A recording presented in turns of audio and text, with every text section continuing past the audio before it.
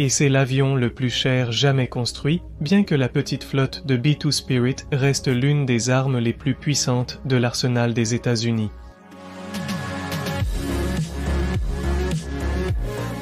Le développement de ce bombardier stratégique furtif avait commencé en 1978 et l'armée de l'air américaine voulait initialement 133 unités, mais les coupes budgétaires successives ont réduit la commande à seulement 21 appareils.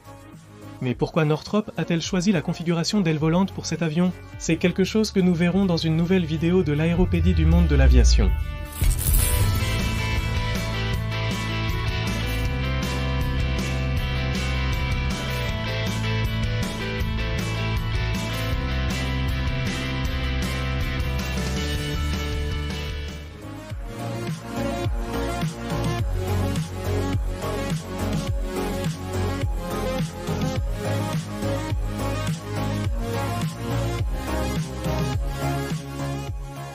L'histoire de cet aéronef commence avec le programme Advanced Tactical Bomber, Advanced Tactical Bomber. Le principal entrepreneur était Northrop, responsable de la conception générale et de l'intégration des systèmes.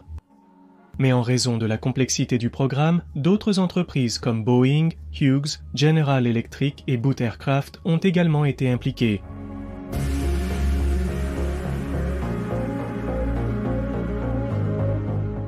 L'intention originale de l'Advanced Tactical Bomber pour la guerre froide était de déployer un bombardier à faible observabilité capable d'attaquer des objectifs stratégiques soviétiques. 6 prototypes ont été construits. Le premier d'entre eux a volé le 17 juillet 1989.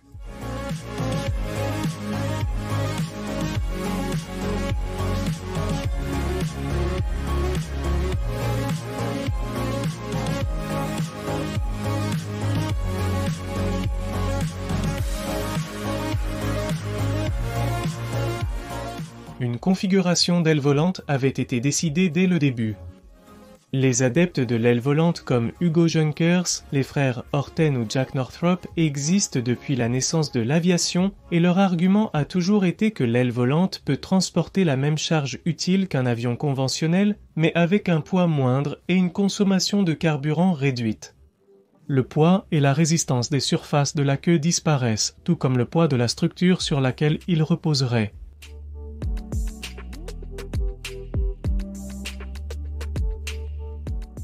Northrop avait une expérience préalable dans le développement d'ailes volantes, comme l'IB-35 et l'IB-49.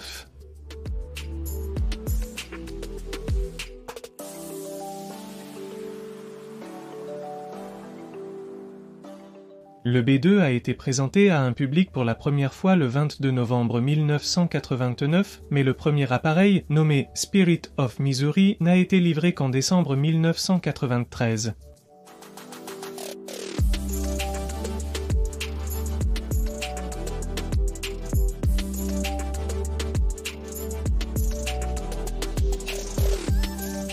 Il a un écho radar assez petit, ce qui rend le B-2 presque invisible au radar.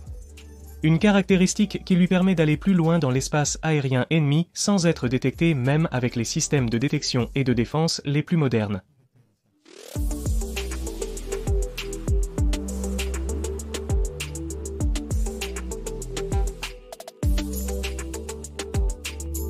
La faible observabilité du B-2 est due à la combinaison d'une signature réduite en infrarouge, acoustique, électromagnétique, visuel et radar. Nous avions expliqué cela dans une vidéo sur les avions STI-LT. Je vous laisse les liens dans la description et dans les cartes en haut à droite de la vidéo.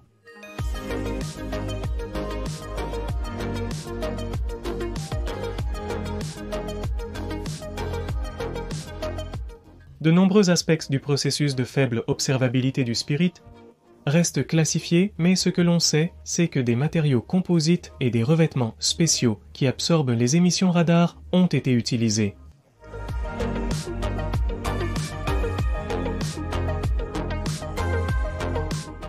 Les moteurs sont conçus pour ne pas laisser de traînées de condensation et d'autres mesures sont mises en place pour la réduction des infrarouges.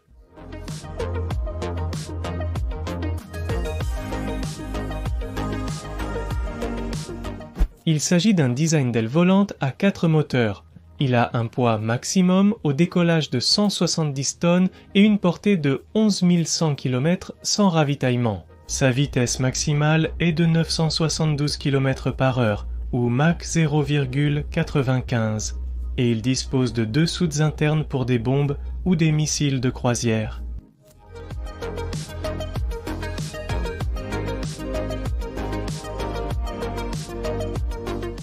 Le B2 accueille 2 membres d'équipage. Le pilote est assis à gauche, tandis que le commandant de la mission est à droite. C'est peu comparé aux 4 membres d'équipage nécessaires pour un B1 lancé ou les 5 du B-52 Stratofortress.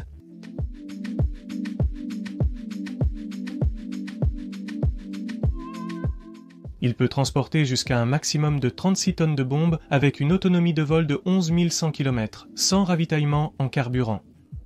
Mais bien sûr, il peut également utiliser le système de ravitaillement pour étendre sa portée opérationnelle. Le B2 peut lancer jusqu'à 80 bombes guidées par satellite de 500 livres, soit environ 230 kg de type Joint Direct Attack Munition ou 16 bombes thermonucléaires B-83 de 2400 livres, soit environ 1100 kg chacune. Aux côtés du B-1B Lancer et du B-52 Stratofortress, le B-2 Spirit forme la triade des bombardiers pilotés de l'United States Air Force.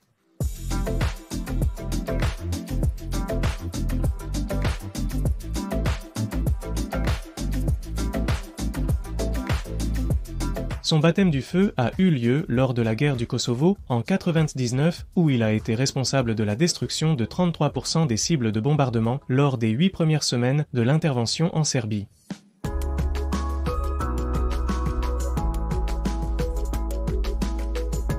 En Afghanistan, le B-2 a été considéré dès le début. Après avoir bombardé les cibles terrestres, les B-2 atterrissaient sur l'île Diego Garcia.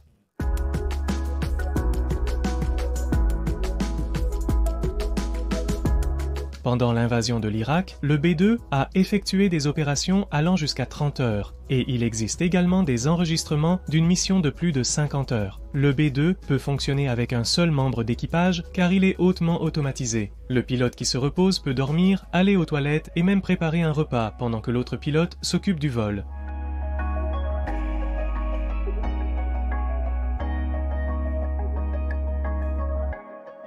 Il s'agit de l'avion le plus cher jamais construit.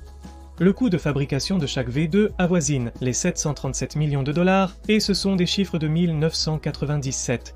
Cependant, le coût total du programme, y compris les dépenses de développement, d'ingénierie et de tests, est estimé à environ 2200 millions de dollars par avion.